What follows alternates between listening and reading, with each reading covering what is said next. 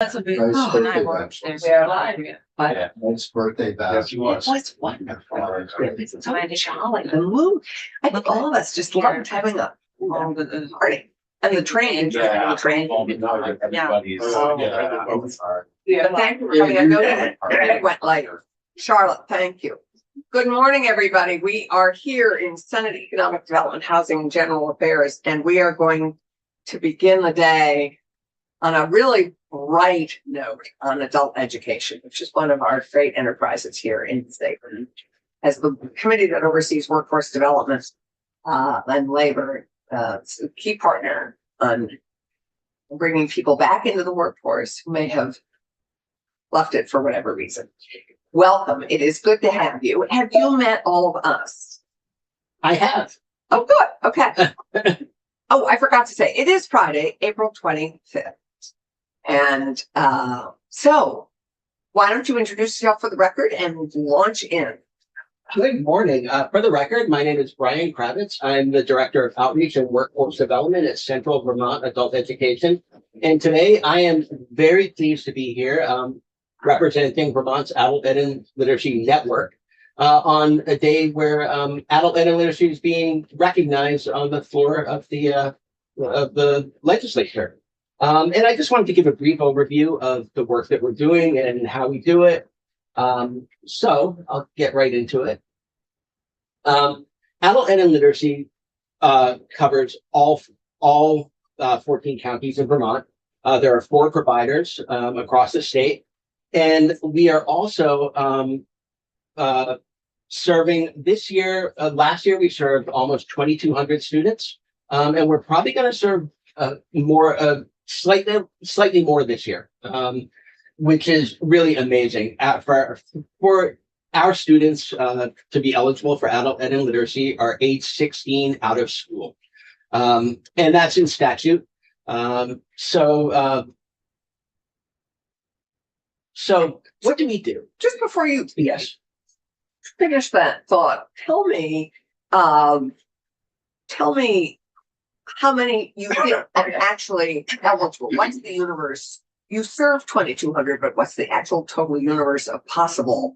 The possible is, I would say, tens of thousands. So first of all, statewide, there are, based on the 2022 community survey of the census, there are close to 30,000 out-of-school Vermonters age 18 plus without a high school credential.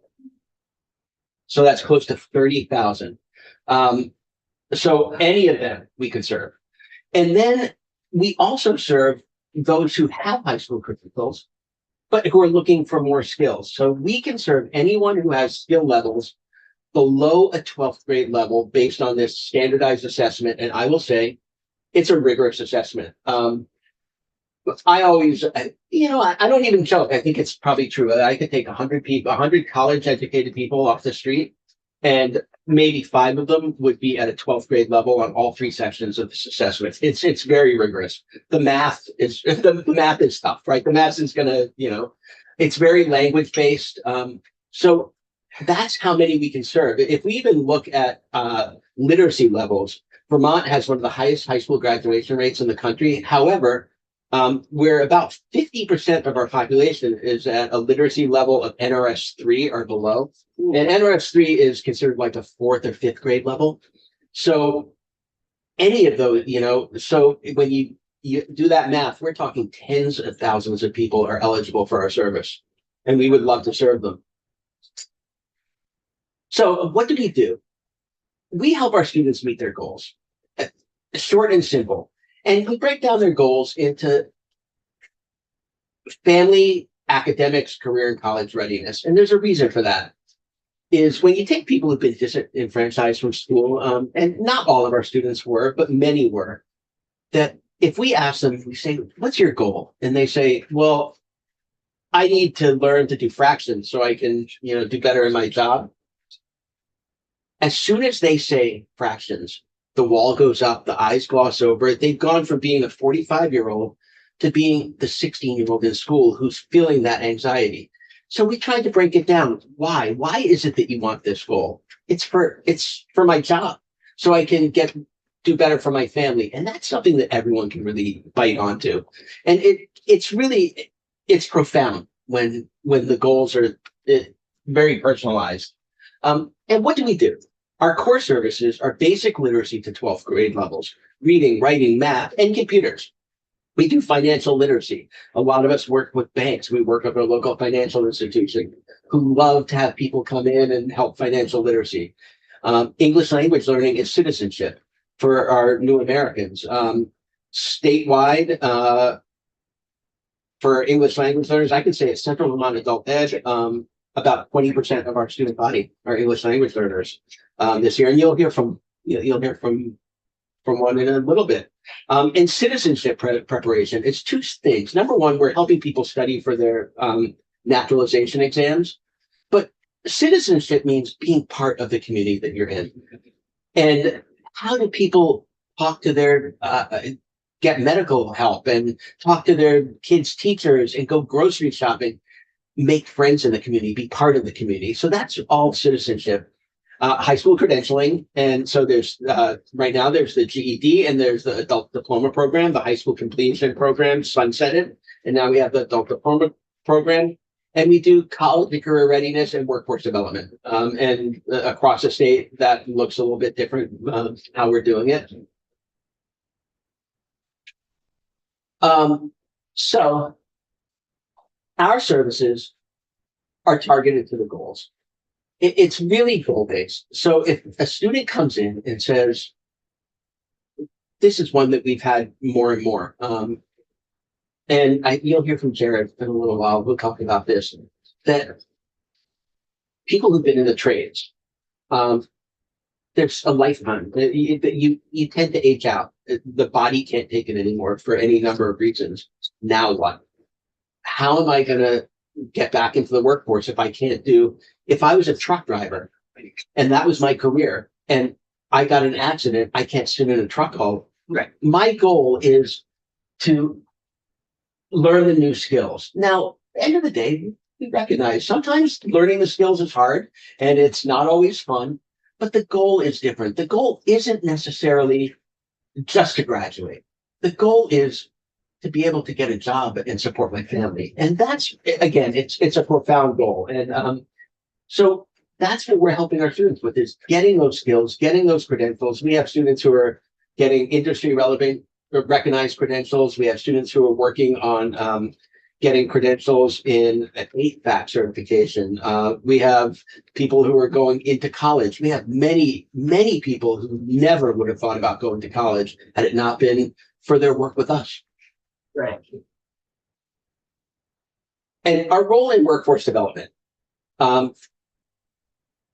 As we know, adult CTE is kind of spotty around the state. We'd love to see that, be strengthened across the state. Not every CTE center has the same offerings, but we are an on-ramp for many people to go into those adult CTE programs. If they don't have the confidence or the skills, they can't even take that first step. They come to us first. So we get them into that. People are English language learners. To enter the workforce, very often they have to have basic English skills, and we're helping with that. For our most vulnerable populations, we are the first stop. People who don't have a high school credential, to get those skills, that's who we're there for. And investing in us and our programs, it's really an investment in Vermont's population and workforce. As I mentioned, tens of thousands of people. We have tens of thousands of people who could utilize our services, who could go into all those open positions. And what's the barrier to our not getting more than 2,200 a year? Part of the barrier is the individuals. A lot of people are afraid. They don't want to come. And we're out there pounding the streets. What I've learned in my outreach role is doing direct outreach to our potential students is not necessarily the best bet, because it's the rare person that says, I got to go do this on my own. They have to hear it because they've been so disenfranchised. They have to hear it from other people in the community. They have to hear it from their their counselors at Reach Up and Hireability and Department of Labor and Washington County Mental Health and Lamoille Mental Health and their psychologists, their therapists, and I'm out there pounding the streets talking to those people. So, and what I know is that after every time I give a presentation to a certain group, within the next few weeks we get 3 or 4, because everyone needs to be reminded of what we do, and there's a lot of turnover in those positions. So Brian, I know our time is Yeah. sadly shorter than it should be, so why don't I apologize for asking your question? It's okay. So why don't you keep going, because we have a lot more. Yes, we did.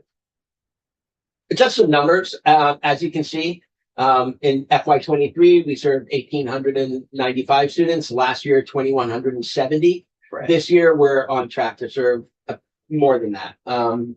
It's interesting. We have rolling enrollment. It doesn't just start in September and end in June. So for us at CVAE, fourth quarter is always really big for enrollment. Right. And I'm going to kind of move along because we have so many other people. So the high school completion program is now the adult diploma program. It's a way to get a diploma. We will say there's some language coming up. There were some unintended consequences of the switchover. One is that we had a whole bunch of students who were almost done with their high school completion plans. That high school completion sunsetted, and now they didn't have an outlet. And now they do have the outlet and they're done, but for some of them, their high schools aren't on the list of providers. They haven't signed on for adult diploma. So there is language that we'd love for everyone to support that says that will allow those students to graduate from their high And schools. where is that language now? That language is in H480, House 480. And what is H480? Is it?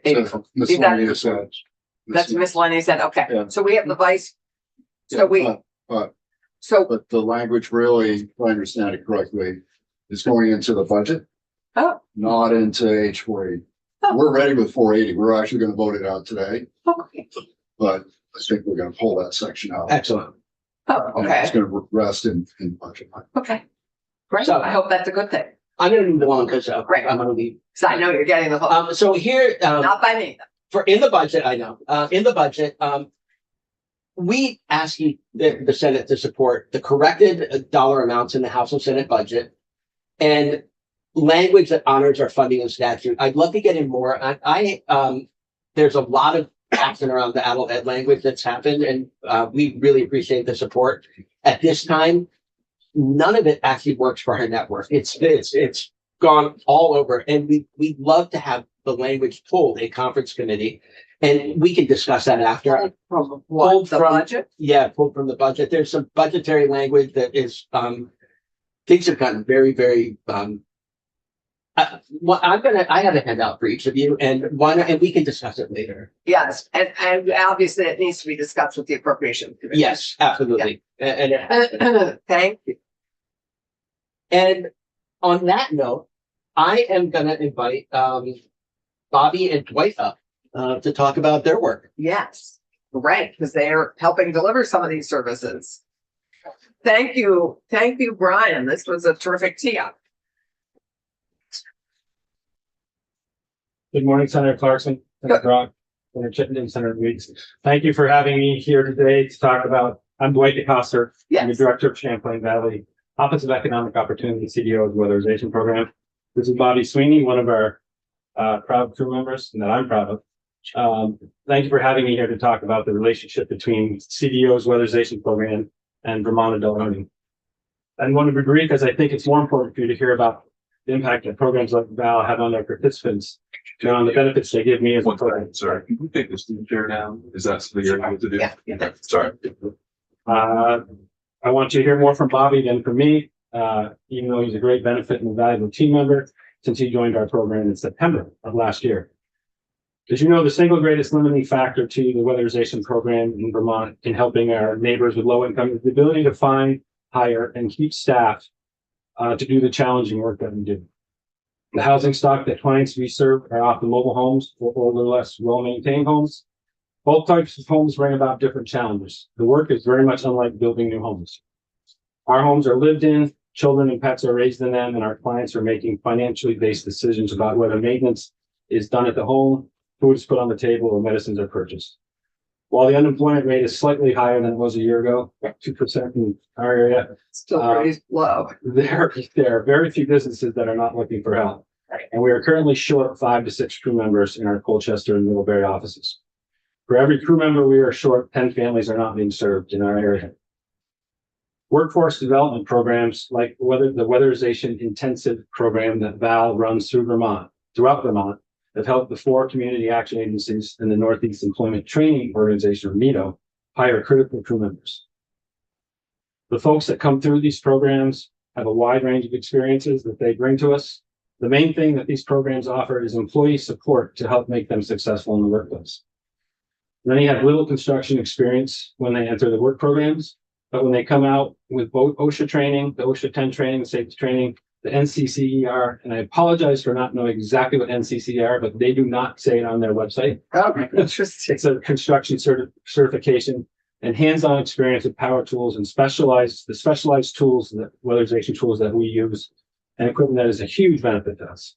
It allows new employees to come up to speed much quicker, makes our program more efficient, and allows us to serve more clients that truly need our services. The thing that is most helpful about these programs, however, is the shadow experiences. Whether that is through a formal week-long experience working one-on-one with our seasoned crew members, or working with our crew members as instructors and demonstrators for their instruction, the program participants are getting firsthand knowledge and experience in regard to exactly what they will be doing. Most importantly, they can see the benefits to the clients by meeting them, visiting the job sites, and learning firsthand what their work will mean to the neighbors they serve. Thank you. I will turn it over to Bobby. Good morning, everyone. Like I said, I'm Bobby Sweeney. I'm a crew member at CUOEO for weatherization. Thank you for having me here to talk about my experiences with Vermont Adult Learning. My first encounter with adult education was back in 2009. I was a father of 3 working back-breaking jobs for really low pay. I quickly realized that the only way to get a step up in the world was to get a high school diploma in order to find that better paying job. So I reached out to Vermont Adult Learning in Colchester at the time was their office to find out my options. Working with them, they suggested I take a practice test to see if if a GED would be the smartest move for me considering my age. And so I went ahead and did it. I took the practice test considering I dropped out of high school 10 years prior to that. The wonderful people at Val helped guide me through the testing process from the practice test to the actual test. And they were as excited as I was while they're sharing the news of me passing that test and getting my GED. I'll never forget that day or how proud they made me feel at that moment for that accomplishment.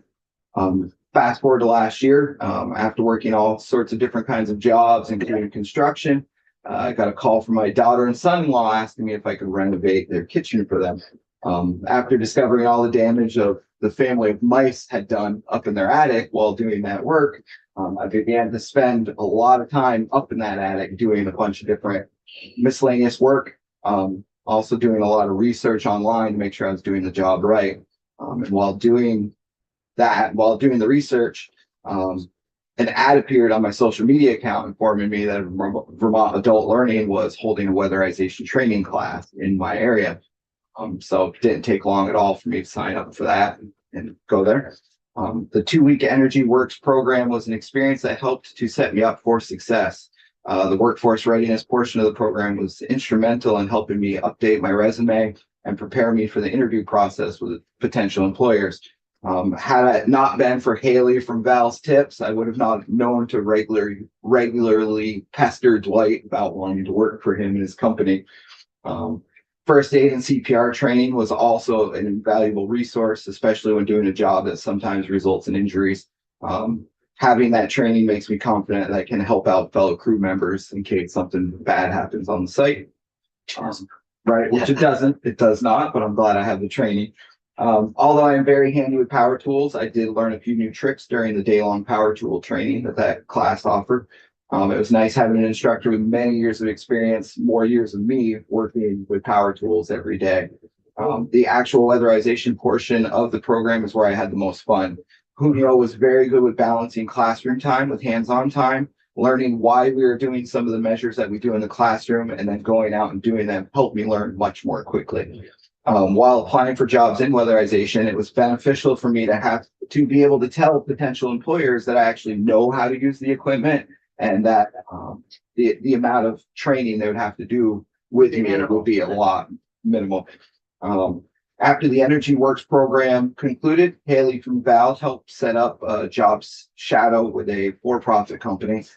Shortly after realizing the company wasn't a good fit for me, I reached out to Haley once again. That's when she asked me if I had heard about CVOEO.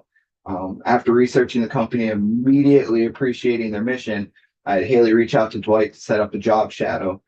I got along with everyone on the site immediately, enjoyed every part of the work they had me do. On day one, I knew I had to work for this company. Without Vermont Adult Learning, I would have never been lucky enough to find a career of my dreams, from getting my GED all the way to learning how to stand on 2x6s while blowing 16 inches of cellulose in an attic. I owe it all to them.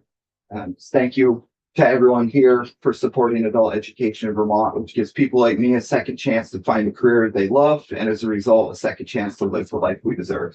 Thank you. Thank you so much. I had the privilege of going to one of your Energy Works programs last summer in Hartford with Chuck Fenton, who helps run that program. I think that's the same program, and they were all guaranteed jobs for their participation, which was Yes. amazing. So, I mean, how great is that to participate in something with a guaranteed job afterwards? So you guys are rocking it. That is really I mean, I'm sure you can't always guarantee jobs, but they were guaranteed jobs that they had, and they had, I think, a couple options actually of those guaranteed jobs. So, Bobby, this is an inspiring story. Thank you. Well, Bobby did. I would hope Bobby would say it, but Bobby is on a fast track. He's been with us 6 months, started as an apprentice crew member, and he's on a fast track to become one of our crew leads because of his work ethic, is what he brings to the team. That's terrific. And now he doesn't just have 3 children to live for. It sounds like there's grandchildren to keep doing this for him. This is exciting. That's great. Inspiring. So given our time, I hate to say it, but we're going to pivot to Nina. Nina, I think this is great. I'm going to come sit with you. Welcome, Nina. Good to have you. If you just introduce yourself.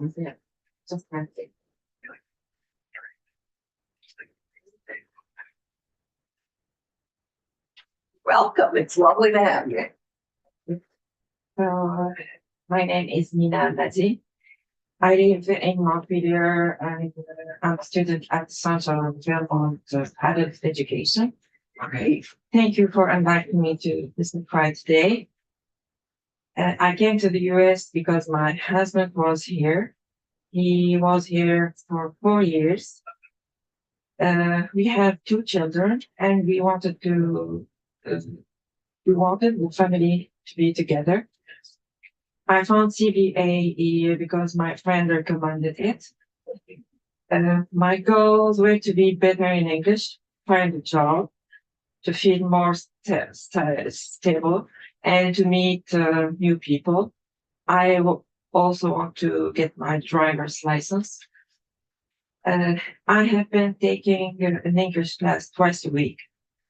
This has helped me to feel more comfortable with people and to introduce me to the community. I have met new friends in class, and with the teacher, we organize special celebrations like Valentine's Day, Valentine's Day, and the end of Ramadan. You know? Yes, it's So let's. We share food from our culture. I started to integrate little by little, and I started to talk to people more and more. It made it easier for me to speak better and better. Another skill I practiced is working with Brian to create my resume. My connection with Brian and CVA helped me to find my current job. I assist another woman with her daily needs, such as cooking, cleaning, shopping, and companionship. My teacher recently had me create an account with the Vermont Job Link, and that will help me find more work since my current job is very part-time work. My biggest hope is to have my own house, a good job, a better life than the one I had before, to be safe and to live in peace and harmony. One and separate note, as a parent, I'm very worried about the quantity of time my teenagers spend on their phone. We're working on that. We're working on that. Yes, it's like they are dependent on their phone. Now it's really a big problem in the world. It is. Yeah. So I hope we can find a solution for them and also for the adults to have more connection with people and to give up the phone a little bit. A good place to start would be no phones in school. And I hope you support that legislation. Thank you again for allowing me to testify today. Thank you to the Vermont State government for giving money to adult education to make these opportunities possible. Thank you. Well, Mina, thank you very much. Where did you come to us from? Where are you from originally? I'm from Algeria, and my husband is from Tunisia. I moved to Tunisia when I was married. And they make the best food. Are you gonna have the cart at the Montpelier Farmers Market this summer? Maybe, yes. Ooh, great, good. Well, Mina, thank you. Thank you. Only because we are very short on Yes, time of course. will I turn to Jared, unless anybody has a burning question for Mina. Mina, thank you. And I bet your children are speaking beautiful English. Yes, they are in high school. Yeah. Hi. Good morning, Jared. Good morning. Well, my name is Jared Hatch. I live here in Montpelier. Thank you for allowing me to speak today. And so I initially came to CCD almost 2 years ago after being injured. I had a back injury, loss of employment, financial livelihood. After working in construction for 15 years, and I experienced financial loss and general loss of resources and stability, including housing stability. I just could no longer perform my duties in the capacity that was successful. It was, clear to me that I had to explore some other career options. And I was made aware of the CBAE through Higher Ability. I just did not have skills outside of the ones I acquired through construction, which, as Brian mentioned, not very academic. Construction generally is not very academic. And just the overall, physical and psychological weight, my situation, which is really has been a hard time for me, a hard transition. And I just found, the staff to be incredibly supportive, qualified teaching volunteers. I found the level of patience and support, personally and educationally, that has been fundamentally important in my situation. The volunteer teachers they have are exceptionally helpful on so many levels, and they genuinely care about their students. The atmosphere in the community of students and teachers is conducive, to learning and growing and becoming more confident and proficient in pursuit of employment and career. Met and interacted with a diverse population of different ages and backgrounds. The staff is incredibly friendly, nice, and helpful. I didn't speak about Brian, but I work at the Montpelier Center, and Liza Earl Centers is fluent in Spanish. And so she's been helping, the many Spanish speaking people that, have migrated to Vermont for various reasons. She shows a level of care and patience and understanding that really makes anyone struggling with a new language comfortable and able to progress and grow and succeed. Charlie Watson, who I also work with, has shown incredible ability to understand and help me in ways that he can, again, offering resources outside his standard duties at CBAE. In particular, he helped me set me up with a volunteer opportunity. The team, they're just a great team. I think they really do make a difference in people's lives. I know they have in mine. I've witnessed people struggling because I've been there for, a year and a half, maybe off and on. I've had some stability, housing and things that happen. But, I've witnessed people struggling with high school proficiency and graduation, GED, to help find gainful and fulfilling employment, to becoming citizens, people here trying to gain their citizenship, to people wanting to seek higher education, or people like me who are going through a transition, to retired age people who want to learn new skills and get back into the job market. So it really is just CBAE. It really is just a community of people that, who have families, jobs. Many don't have the ability in time or finance to get this education or this experience and the resources they offer any other way. And currently I'm working on computer competency certification in general, overall computer skills and literacy, including improving my typing skills. I don't have access to computer at home and some school materials due to my financial situation, and just having a place that I can go and access the internet, work on the computer, and reading, writing materials to do my homework is essential. And I am rehabilitating learning skills in math. I learned that in high school, but it is a long time. And currently I'm working specifically with geometry and algebra, taking English class to improve my reading and writing proficiency skills, and all in an effort to prep for college, take college courses, so I don't want to get set up for failure. And so they've been a huge help. I haven't mentioned Brian, but he's been great. I'm in the preliminary stages, so it's just a really great institution. And thank you again for allowing me to speak. Well, Jared, thank you for coming to join us and share. And do we have Sasha with us? Yes, Sasha. Sasha, oh great, welcome.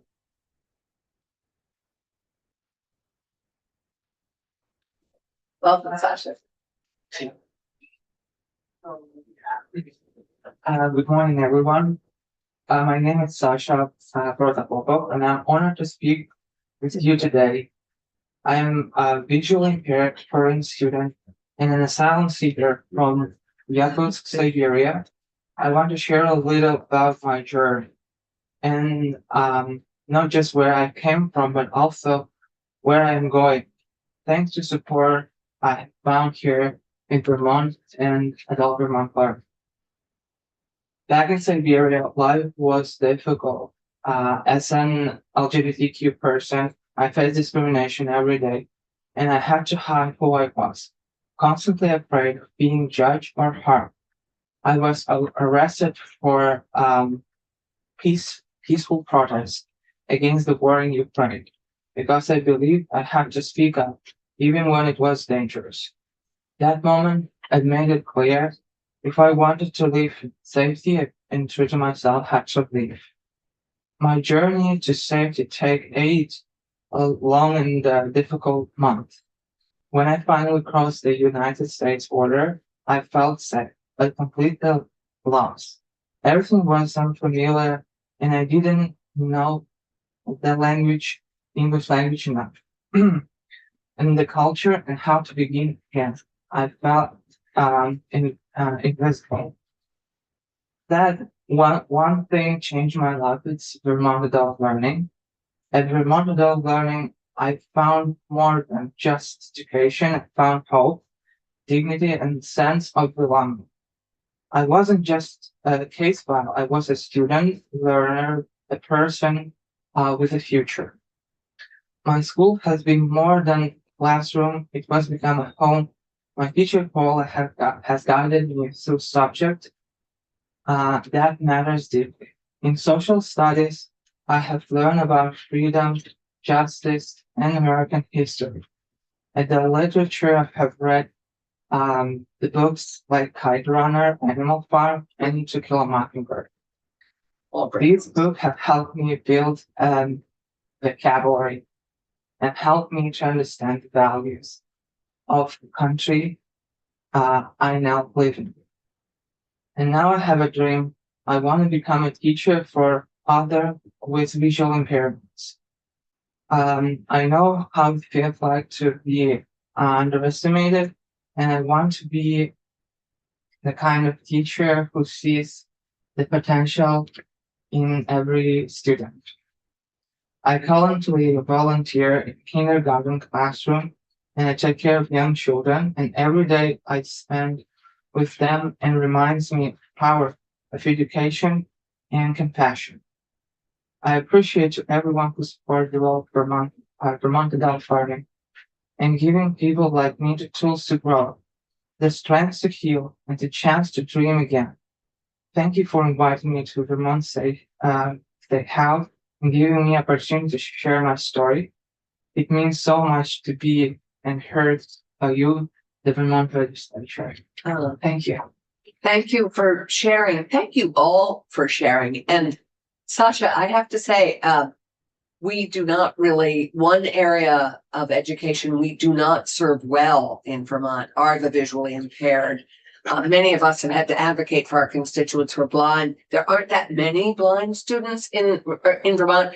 We have to generally send them out of state. So anything we can do actually to build and support our students who are visually impaired here in Vermont is a big mission, and one I hope you embrace, because we need you badly. We need you very much. Thank you. So we need you all. So thank you, Bobby and Jared and Mina and Sasha. Thank you so much for coming and sharing. And Dwight and Brian, you're doing lots of work. This is just really important work, and important. We talk about bringing people back into the workforce all the time. It's great to know that number. I have not appreciated the 30,000 number, and that we're doing it 2,200 at a time or 2,500 at a time. That is great. And I think all of us, particularly in our communities, would love to be, further engaged with that. So reach out to us too in whatever ways we can do to help, because Randy and I've gone through these various different programs here, whether it's remote workers or relocated workers or returnship. That was a program. And this is returning people. It's not returning them back to where they were, because they're all growing and learning new skills. If returnship is no longer a good word for that, but it's really bringing people back and helping them grow and flourish. So thank you all. Thank you for that. This is just terrific. Thank you very much. Have a great day. You're gonna have these folks, they're gonna go to the house floor to be recognized. Oh, yes, that's right. You need to go quickly, because the bells have been ringing. But given how much they talk, you'll be there for hours. I'm gonna, if anyone has any questions, I can stay for a few minutes. We actually have to turn to something else, Okay. but if we know where to find you, Great, thank you. and I just really appreciate be in touch about everything else. We will. Thank you. This Thank you. was just great. We're going to turn to, I believe we have a bunch of people in the waiting. Right now, except one. Except we have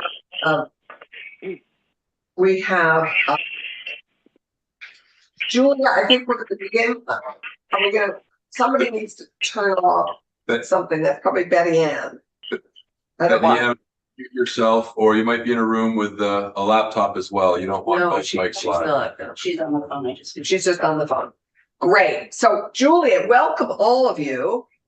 We are today hearing from, we're turning one of the pieces we're considering for our housing bill is we're trying to address the ever escalating and inflating lot rent increases, which are challenging in statute and something we're addressing and trying to figure out if we need to fix this. Well, I think we realize we may need to fix it. It's just a question of how we do it. And it is wonderful to have Julia and Stuart and Betty Ann. I think sadly Nawa is unable to join us this morning, so we'll hear from Noah Kareem at another point. But Julia, we're going to start with you. And I know if you would be kind enough to introduce yourself. Well, first of all, for all of you, let's introduce ourselves because you're all new to the committee. So, Hello, everybody. My name's Tom Chittenden. I represent the southeast quadrants of Chittenden County. and I'm Al. We're missing Keisha. She will be with us, I hope, sometime soon. I'm Allison Clarkson. I represent Windsor County District. I'm Randy Brock. I represent Franklin County and Northern Grand Isle County. Good morning, Dave Weeks, representing Rutland County. So, Julia, why don't we have you start? That would be great. Great. Thank you so much. How's the volume for everyone? It's perfect. Okay, good. Well, good morning. Thank you for the opportunity to speak to this bill. I want to say, first of all, that I'm really thankful that the legislature is looking at the affordability of lot rents in manufactured home parks. Excuse me. So for context, my organization is Cooperative Development Institute. We share this goal of protecting the affordability of manufactured home parks for the long term. And in fact, that is the mission that drives the program that I co-lead. It's called New England Resident-Owned Communities. And all we do is help the residents of manufactured home parks purchase their parks when that opportunity comes up, and then run them together as a cooperative business, which is a good challenge. But what that whole model does is it gives the residents permanent security, permanent control over their land. So as I'm sure you all are aware, first of all, that manufactured homes in parks are vastly more affordable than any other type of home ownership opportunity that we have in the state or really in the country. The hitch, of course, is that the homeowners don't own the land under their homes. They lease the lots, and that creates this vulnerability. You know, all of us deal with rising housing costs, but in manufactured home parks, folks really have their investment in the home and then no control over the cost of the land. You are probably also aware that Vermont was really a pioneer and is looked to as a model around the country in addressing this vulnerability with the law that was passed in the 1980s that makes it realistic, makes it feasible for the homeowners in parks to be able to purchase the land when a privately owned park does come up for sale, right? So that's the statute that gives the opportunity for them to either see if a nonprofit is willing to purchase and be a, beneficial owner, or if they want to form a cooperative business to purchase it themselves. So that's an incredible, I have to say, I work with a national network. And so we hear all the horror stories of what's happening in other states, especially where, private equity is purchasing parks and just squeezing every dollar they can by raising costs and lot rents. So we're aware of the risks, and Vermont, by creating this law, has really mitigated those risks substantially for folks when the parks do come up for sale. Right. As a result of that law, almost half of all the lots in Vermont parks, specifically 44% of lots in parks are now under resident or nonprofit ownership, which is a great achievement. So with that background, what we do want to share is that NEROC feels that this bill, as it's written, would create major unintended problems that would work against the homeowner's interests in the long term. So we certainly see the short term, we see where this is coming from and the struggles that people have. I mean, we do income surveys when people are looking at purchasing their parks or when they are qualifying for public funding. And we see that some folks, I mean, there are some folks who are literally living on, $14,000 a year. So we're very keenly aware of the financial struggles that people experience in the parks. And at the same time, we want these communities to stay open long-term. So the first issue that would come up is that as written, this bill would really effectively keep park owners from replacing failing infrastructure. And this would be true regardless of how the park is owned, whether it's private, nonprofit, resident owned. What we've seen in almost all the communities we work with is that the infrastructure systems, meaning, drinking water, septics, electrical, are original to when the parks were created in the 1960s and 70s. So they're at least 50 years old, way overdue for replacement. And that's that's an expensive and challenging type of project to undertake. So this bill, we don't see adequate provision for allowing those projects to happen unless the state were to finance them 100%. In our housing bill, Julia, we have a manufactured home improvement program that we have funded, and I believe the funding made it through. And it is, I believe, funded each year. It's $1 or $2 million a year, I believe. I can't remember the exact number. If anybody can, that made it through appropriations. We recommended it for the highest degree possible. So we do have a program for exactly this, and it can be public or private parks. It absolutely addresses and helps finance park structure. I can tell you that I've been working with the Milton Mobile Home Co-op. They just had a project that cost well over $2 million simply for the construction costs to replace their water and septic, and that's phase one of they now need to replace electrical and do ravine stabilization and stormwater. So the amount of money you're talking about would not have even covered one parks project. But in a year where we have almost no money, that we're very tightly constrained economically, it was better than nothing. And absolutely, 100%. I just want to say that after coming out of COVID, we were able to put quite a bit of money into mobile home park improvements. And it is very frustrating for us to have to rein that in a bit. So it is, but I think we all appreciate the fact that this deferred maintenance is making our parks very vulnerable.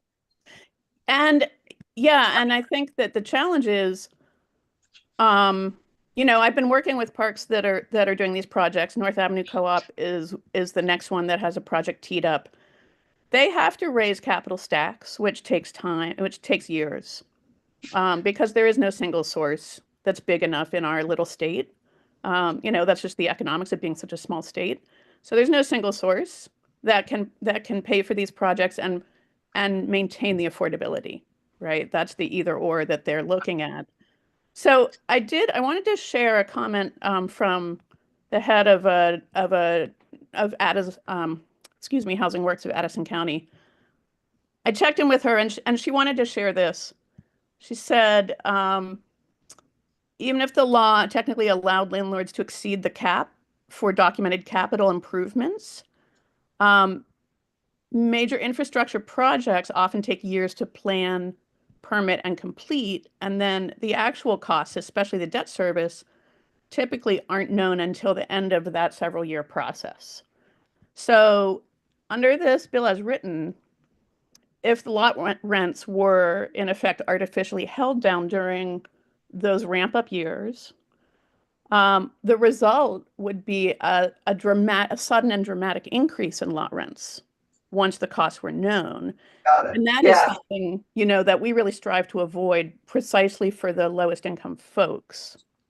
So Julia, if you actually have language, and what is the name of the woman you just talked about at Addison County? Yep. Her name is Elise Schanbacker, and I was just able to have a quick call with her. I'd be happy to share that with the committee. I think we would appreciate you being in touch and emailing a specific language that you think would we certainly don't want to be in a position where we create an artificial cliff that then, that our renters are, you know, our residents are then punished for this. What we would like to do is create a, you know, so if you would be willing to share language that you thought was appropriate and that solved that problem, I can then share that with our legislative council and put you two in direct touch. Great. But I think, we don't want to wordsmith here in this committee, Yep. but we want to hear the issues. So you Yep. see that one of the issues in the bill that we need to address is the potential for limiting the ability to invest in infrastructure. And then once it actually happens, there being a big cost cliff for the residents. Exactly. So that would apply to all the communities, regardless of how they're owned. Right. And then a second issue is that this could have the unintended consequence of making it difficult to impossible in the future for residents to take ownership of a park that came up for sale. And the reason for that, I'm sorry, go ahead. We don't want to do that. Right. The reason for that being, it's not unusual for residents to have to absorb a lot rent increase at the time of purchase. And that's primarily because many of these parks, the folks who are selling them own them outright. And therefore the debt service is not an expense that lot rents have to cover. But when residents are taking ownership, they do have to, their company, their cooperative business does have to take out a mortgage. So they have to cover debt service in the lot rents. Very often too, they're trying to capitalize at least some of the infrastructure work with that mortgage if possible. Right. So that's pretty standard. And I can share a couple numbers that I'm happy to send in my email. These were all in, you know, the much better interest rate environment that's now in the rear view, right? But for instance, when the North Avenue Co-op purchased its community in 2016, the rents rose $70 a month at purchase. In 2019, there were two communities in Heinsberg and St. George that where residents were able to purchase the parks, and they had to approve a lot rent increase of $55 a month to do that. In 2021, Sterling View, the residents approved an increase of $61 a month to purchase their park. So that is, and you know, we would guess that if anything, those numbers would be higher going forward, both with the interest rates we have now and that park prices are tending to go up with competition from out of state. Right. Well, and it's hard to compete with private equity. Exactly. So I can tell you that in other states, in Maine, there's been a lot of activity recently, and some of those conversions have residents approved an increase of $100 or more over what they had been paying. So people want the control. People understand what's at stake, but that's, you know, that's literally a price that they have to pay for that. Right. Thank you. So if you and Elise would be kind enough to review the bill and get us some of your suggestions, I'll then connect you with our legislative council. If you could do that ASAP. Sure. You have Heidi's email and ours are on the website. We can then forward that to our legislative council, who I hope is listening. Okay, that sounds great. And I'll just name a third point and also include that in go to the witnesses. Yeah. Yep. Which is that for nonprofit ownership and for resident ownership, cost controls are already built into those organizational structures. So I think at a minimum, we would ask for an exemption for that type of ownership, and probably also, there's some other mechanisms that we could suggest that I'll be happy to put in email. You'd want an exemption from the cap. Because it would be obviously agreed upon with the residents to, you know, they would all be agreed to it. They would exactly. In co-ops, the budgets and lot rents have to be voted on by the membership of the co-op. Right. And can you Can you speak to the different CPI? I mean, because we all think of CPI being fairly low, but the HUD CPI is different, and we understand that the lot rents are calculated based on the HUD CPI. So it doesn't look like. Can you speak to that or not? Well, the one thing I would say to that is the CPI is a national average, is my understanding. And But so if the HUD CPI, you're right, is a national average. okay, so it's tough. So there could really be discrepancies, with local conditions. Yeah. Between that and local conditions. So if you're looking for, something to peg it to, I would say that the area median income is going to be more reflective of, that's by census tract, so that's much more local. Would be much a more functional marker. Right. Yeah, we are very familiar. Thank you. Please stay with us. We're just going to hear from people who actually live in parks, and I think from a park owner. So, Stuart, I think, would you be kind enough to join us? And Julia, thank you. Anybody have a question for Julia before we part? I mean, stay with us because we'll hopefully have Absolutely. Yeah, because we need to hear from Betty Ann. So, Stuart, are you there? Charlotte, if he's there. Stuart, we know you're there. There, I unmuted myself. Oh, good, great. It's good to have you. Do you want to? Are you able to show your face, or you on a phone? I'm on the phone. Thank you. Okay, great. Thank you, Stuart. Introduce yourself and share with us how you feel about this challenge that we face for both land owners, park owners, and park renters. Okay, yes. My name's Stuart Bennett, and I'm one of two owners in Cub Properties. And we currently own 3 mobile home communities in Vermont. And I sent Heidi some documentation, and I was curious whether the committee's had a chance to see that. No, we're just seeing it at this very moment. So I in all fairness, I don't think we've had a chance to read it unless we have speed readers at the table, which we may. Okay. All right. Well, I see that you have one property in St. Albans and where are your 3 mobile home parks? Well, one's in St. Albans, one's in St. Johnsbury, and the other is in Milton. And just to summarize so that you can just listen to what I'm saying instead of trying to read it at the same time, is I've given you a survey of 23 years of rent increases in our parks, or lack thereof in many respects. Right. Like Julia said, all the parks that we purchased were built in the 50s. In the case of St. Albans, we purchased it in 82.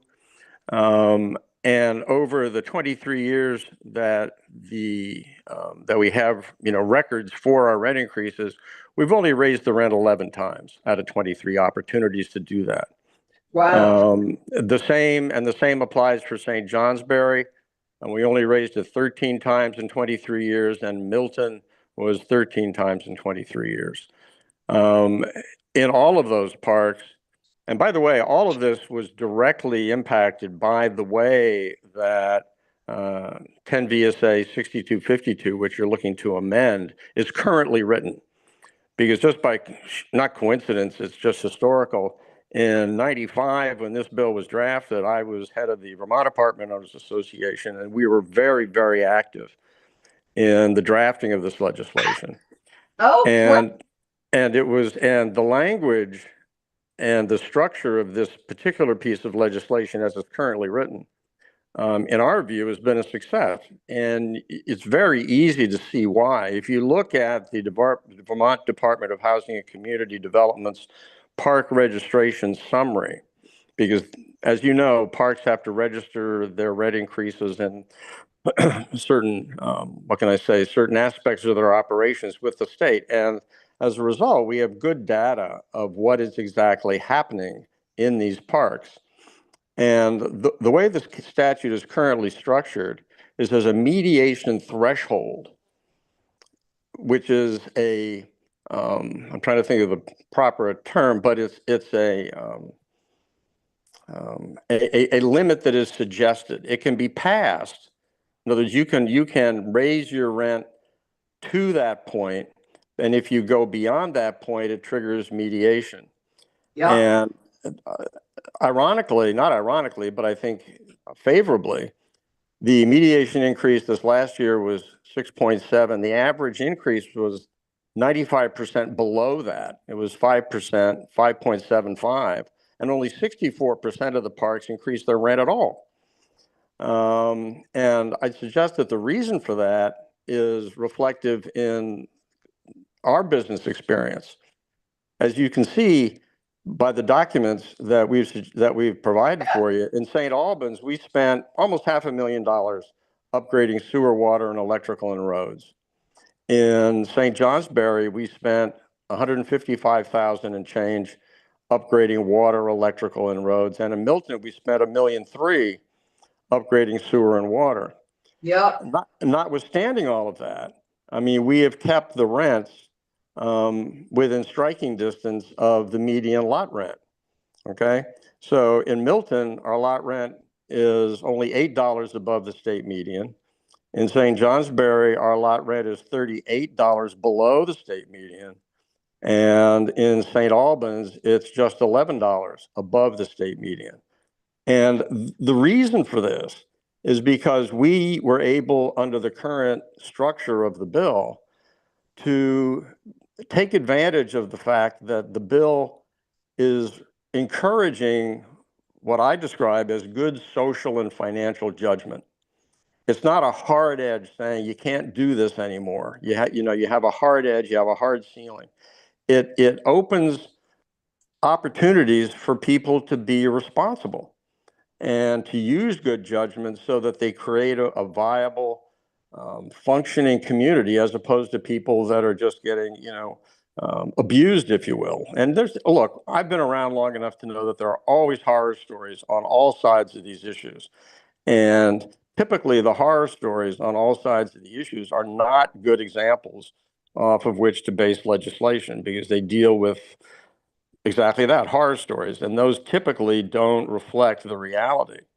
And when you look at the state's own numbers, I mean, only 64% of the parks raised their rents last year at all. And the median lot rent is $413. And so the question from our perspective, and you can see from our economics that we've done exactly what the bill anticipated, which was invest, in the infrastructure in the parks, try to keep the rents affordable for people in the parks, because there's no point in creating a rent environment for people that live in parks that's untenable for them. What's the point of that? It makes no sense whatsoever. You have residents that are stressed. You have people that are angry at you whenever you want to. And believe me, there are opportunities, and many opportunities in parks, to be cooperative with residents about a variety of things in parks that have nothing to do with rent, because a park is a community. And when people need issues, when you want to be available, you don't want to be seen as some detached, disconnected, landlord. And as you can see from our numbers and our records, that's exactly what we've done, and we've succeeded because of that. And I can simply tell you that back in 1995, and it was, as I said, I'd forgotten that I participated in this as deeply as I have, but I was looking back at our numbers, and the issue then was pretty much the issue that you have now.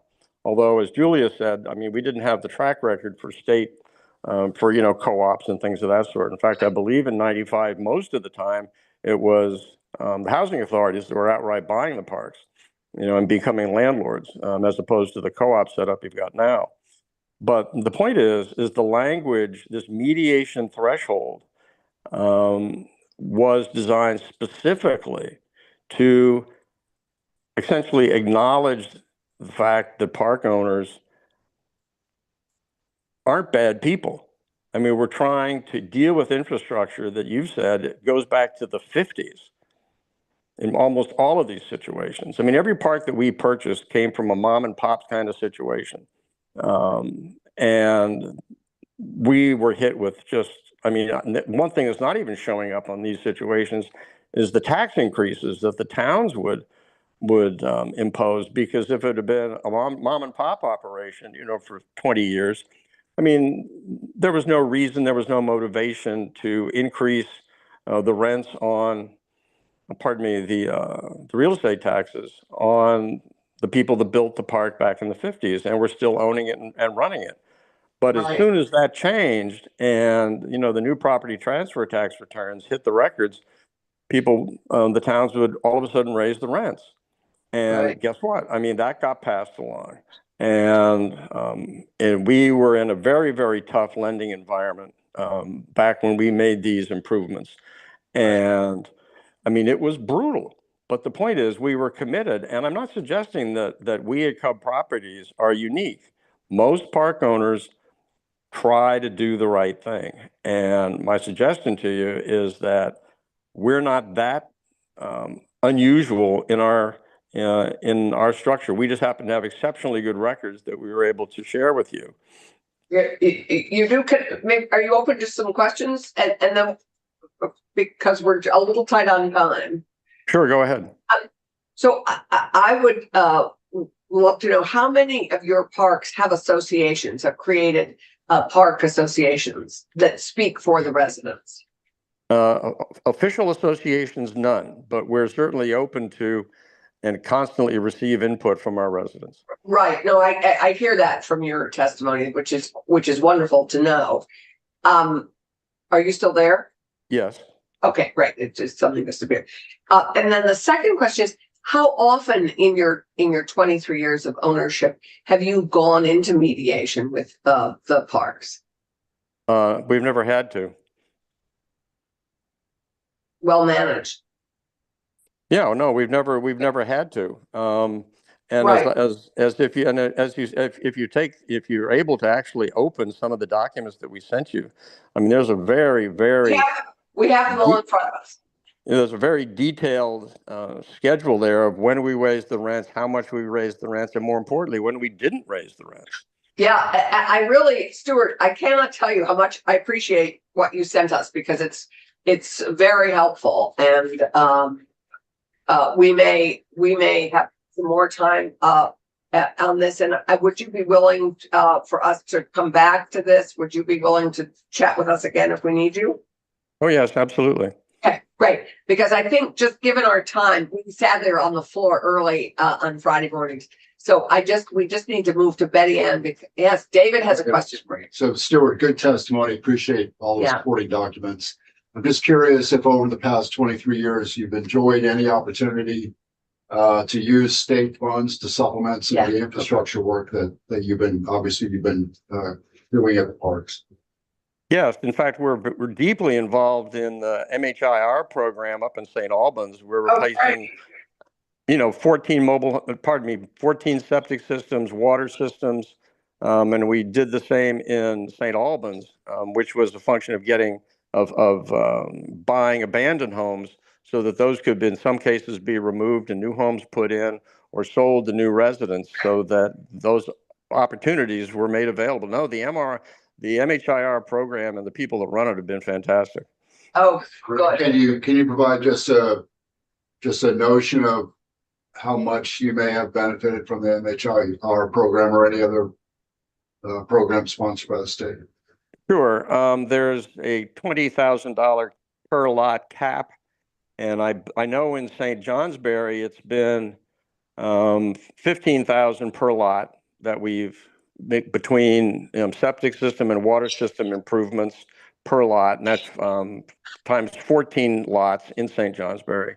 St. Albans was a different story, where we wound up having to purchase homes that had been abandoned and go through the abandonment process to be able to flip those homes to people that wanted to retrofit them and live in them. Oh, great. Thank you. Thank you. Great question, David, because there we had talked about that with Julia, and we're glad to hear that program is working for you. Oh, it's not only working for us. I mean, I'm sure if you have if you have, people like Scott Charlin come and testify, they'll testify to Right, the he has. continuing success. Right, he has, so we'll have him back. Thank you, Stuart, stay with us. We're gonna turn to Betty Ann. Betty Ann Scammell, welcome. Betty Ann's joining us by phone. And we welcome you, Betty Ann. It's great to have you. Betty Ann is one of the people who brought this concern to us. Are you with us, Betty Ann? Can you hear us? We can't hear you, Betty. Betty Ann, I think you need to unmute or rejoin us. Just to be clear, we cannot hear you if you're talking right now, Betty. She doesn't have a computer and she's doing it just by phone, so I'm hoping. Assisting or annoying. You're great at assisting when it's right next to you. It's a little harder from a distance. Do you travel? Yeah, are you ready to get in the car? Yeah. Go down to Hartford. Is Betty Ann still with us? She's in the Zoom meeting, but. So Betty Ann, you're in the Zoom meeting, but we can't hear you. And I don't know what to do about that. Thomas, any suggestions? I would have her exit her from, kick her out of the meeting and then have a force her to reach out. If I feel her out, there's no way to communicate with her is the problem because she's not on a computer. So if you kick her out, then she'll notice Okay. drops. Put her and then she back might in the try to waiting. come back. Okay. Betty Ann, can you hear us now? Oh, Jesus. Well, even on a phone, I'm, for example, I'm on a phone and there's the microphone and the mute option on the phone. So that's Right. I think I heard Betty Ann. Betty Ann, are you with us? So sorry, I think that people hit either *6 or *9 to unmute. I can't recall which one it is because I haven't had to do it. But Betty Ann could try that, hitting either *6 or *9. Thank you for your patience. Is that working for you, Betty Ann? Can you hear me now? Yes, we can hear you. Brava. Hot diggity, we did it. Hot diggity indeed. So, Betty Ann, you heard us introduce ourselves. Welcome. I'm sorry for this. I was so inept here. It's wonderful to have you with us. Betty Ann, if you would be kind enough to share with the committee your experience with lot rent increases and why you felt we needed to address this. All right, thank you.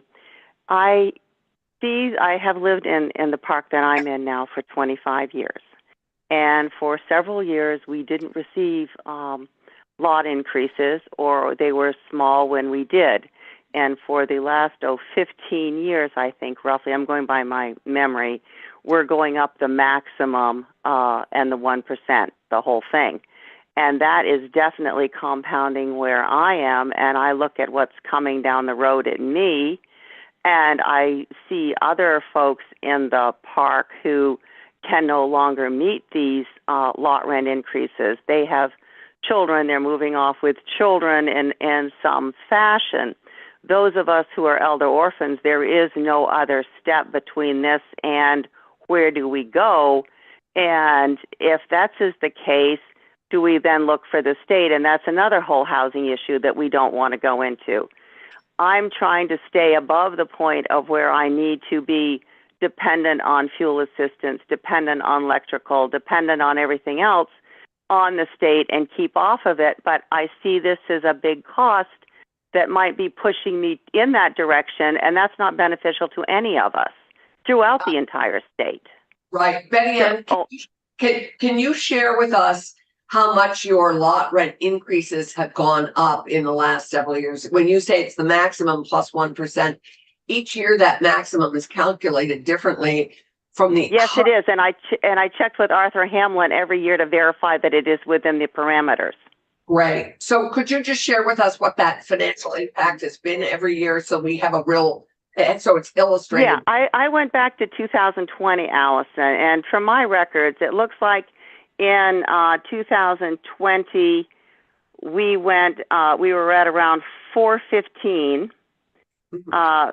Then we went up to, I don't know, around 450, I think, 461 in 22, 475 in 23. We're at 500 now in 24, and 25 will see another lot increase. So that's gone up $85 a month from in the last 5 years, which right now is, $1,020 a year. So I'm paying $6,000 a year lot rent, $2,300 in taxes for my home through the town of Heartland. Right, right. So that gets to be pretty steep when you don't have any of the land, of course, and that's why we're here, because of whatever. But so, and it doesn't mean that your landlord shouldn't be able to meet some of the demands that, he needs to meet or they need to meet as a company. But we've got to try to find a balance here. And we maintain the homes and we pay the taxes on the homes and we take care of the land, our lots, plowing, lawn, that sort of thing. So I'm just trying to, and it's what I saw when I saw you working in Woodstock, and the taxes that come in and things like this, it has led me to question what I'm seeing, let alone applying it to the state. And I met some of the ladies in the 80s who came up with this original lot rent increase thing years ago. So this is where I am, and I just knew that there was enough for me to question what was going on before we had a real mess. Right. That's basically it. Well, and I so appreciate, as you know, you have shared this with Becca and with me, and Paul Valley and Bethel did the same. And this is why we had the bill drafted and why we're here at the moment. So you are having the extreme, sort of polar opposite of Stuart's experience as a park owner. Yes, I am. I was very pleased to hear Stuart speak, because that is not necessarily what some of us have been experiencing. And Right. and I live in the park, and the age I am, I'm retired. There are people here from 70, well, younger families as well, but 70 to 92, and we're living independently. So, it's a good way to live independently. It's single floor. You can have the carport, but you can park your car right under it. You can't live in assisted living and get this close to your car with mobility issues and et cetera. So it's really pretty optimum for elderly to live on a one-level mobile home where you can just get right to your car. So, and it's supposed to be less expensive, but the lot rent is going to be a problem for some of us, and already is for many, I think. Right. So I think we appreciate that. Anybody have any questions for Betty Ann? No, this is very helpful, and it's interesting to hear the range, and I know there's a range. It would be interesting to hear from somebody who lives in a park that's owned by a private equity company too, because I think we've heard a range from well, we've heard a range. Anything else, Betty Ann, you want to add before we have to say goodbye? No, and I appreciate very much this opportunity to speak with everyone and to listen to all the comments that have been made, which I found very informative, and I've enjoyed this. Oh, great. Thank you so much. Thank you. Thank you. And Stuart, thank you, and Julia. And Julia, if you get that language to us, we'd appreciate. And if you goodbye, have a great weekend, and we will see you soon. And Thanks so much. Thank you so much. Bye-bye. Thanks. And Charlotte, if we can go offline.